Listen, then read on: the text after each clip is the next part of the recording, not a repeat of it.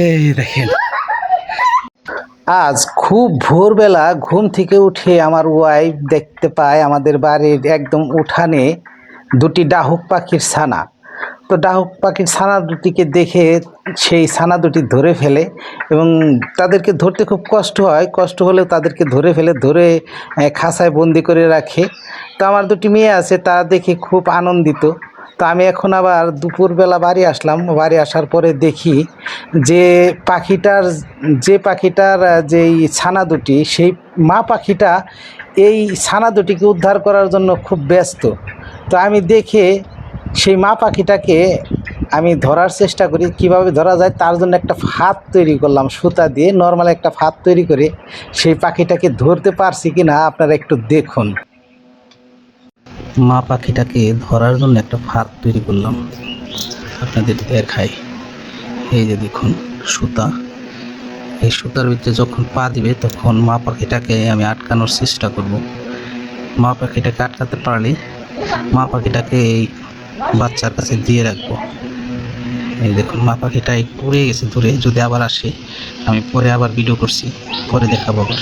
ওই যে দেখুন মা পাখিটা আবার আসছে, ওই যে মা পাখিটার এই হলো ফাঁদ তৈরি করে রেখেছে। এই যে দেখতে পাচ্ছেন, এখানে আসলে এটাকে ধরে ফেলেছি।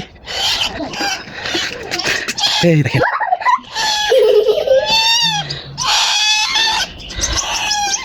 এই রশি দিয়ে ধরে ফেললাম।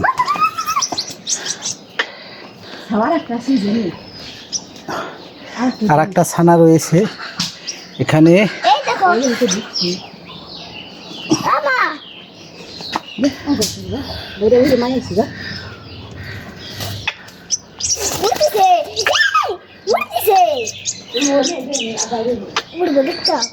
এরা খুব খুশি, নসীম, এই যে এরা খুব খুশি। এই যে পাখি,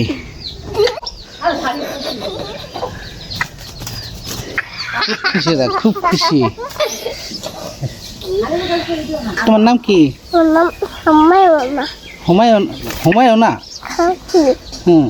এই একজন মাইমুনা আরওয়া না, ওরা খুব খুশি। তো পাখিটা ধরেছি ঠিক আছে, তো পাখিটিকে খাঁচায় বন্দি করে রাখার জন্য ধরা হয়নি, হয়তো পরে আবার ছেড়ে দেব। কেউ অন্যভাবে নেবেন না, কারণ পাখি আকাশেই সুন্দর, পাখিকে মুক্তভাবে ছেড়ে দেওয়াটাই ভালো। তো সাময়িকভাবে হয়তো এদের খুশির জন্য ওরা একটু আনন্দ ফিল করবে, তার জন্যই ধরা হলো।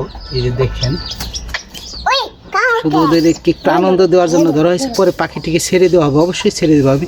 যখন ছেড়ে দেয় সেটাও আপনাদের কাছে প্রকাশ করবো, অবশ্যই প্রকাশ করবো। Thank you.